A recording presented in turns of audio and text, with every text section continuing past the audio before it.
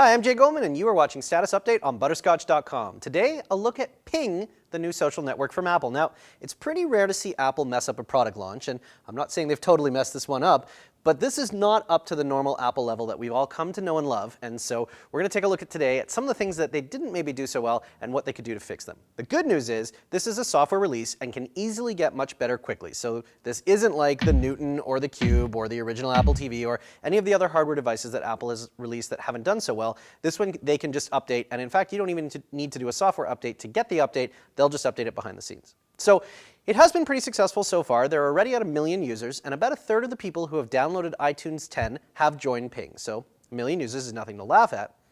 If this is sort of sounding familiar to you, Ping is actually the end result of Apple's acquisition of a company called Lala back in December 2009. And Lala was a social network that allowed for streaming music and that sort of thing, and so the Lala team joined Apple, and this is what sort of came out of it. This is what a social network looks like if you're a top-down command and control kind of company, which Apple is. And so they've done a bunch of things in here that you wouldn't see on another social network like Facebook, and which I actually think are going to impede the usage of Ping or the adoption of it. One good example is moderating the uploaded avatars instead of relying on people to report the images. Every time you upload an avatar to Ping, it actually goes through a moderation process, and they will actually reject it if they think there's any objectionable content in there, and their bar for objectionable content is pretty low. So this is not really the way that social networks are supposed to work, and as a result, I think they're going to get a lot of people who are turned off of the experience.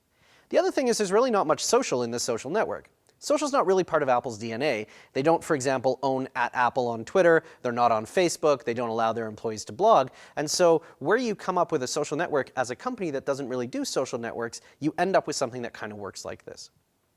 Ripple, as an example, where I work, is a completely social company because it's part of everything we do and everything we believe in. It's the way that people should manage teams, and so everything we do is about the social aspect of managing teams.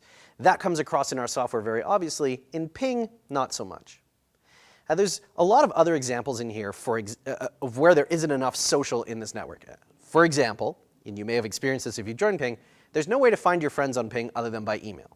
Some of you who joined Ping really early on, myself included, noticed a Facebook Connect button when you first signed up, clicked on Facebook Connect, and found some of your friends.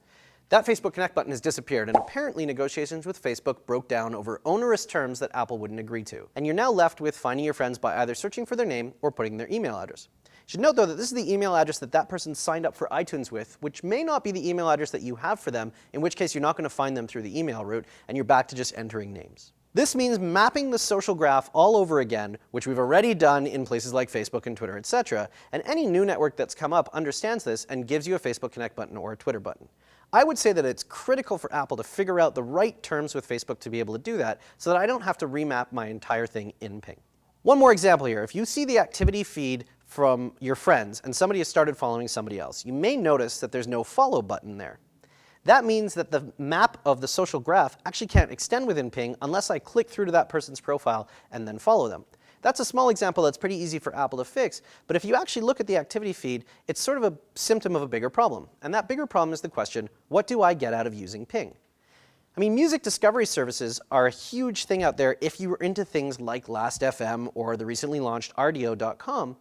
But Ping feels more like it's about celebrities and purchases, which would make it, I guess, a cross between something like Twitter and Blippy, more than it is a discovery service that's really going to help me find more music.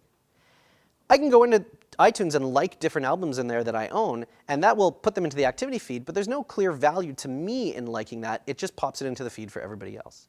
And I think this really ties into the biggest danger that we're going to see with Ping, which is that there's not a whole lot of value to me to use it right now. Although Apple may fix that problem with lots of updates to it over time, I'm going to stop using it if I don't see that value now. And that's the biggest danger that they're going to face in having launched a network that isn't really a fully complete network that serves a real purpose. So lots to watch in Ping. This is Apple we're talking about. They've got the resources to fix the problem. It's going to be really interesting. Keep an eye on it. Definitely get in there and play with it. I don't think it's anything amazing just yet, but we will get there.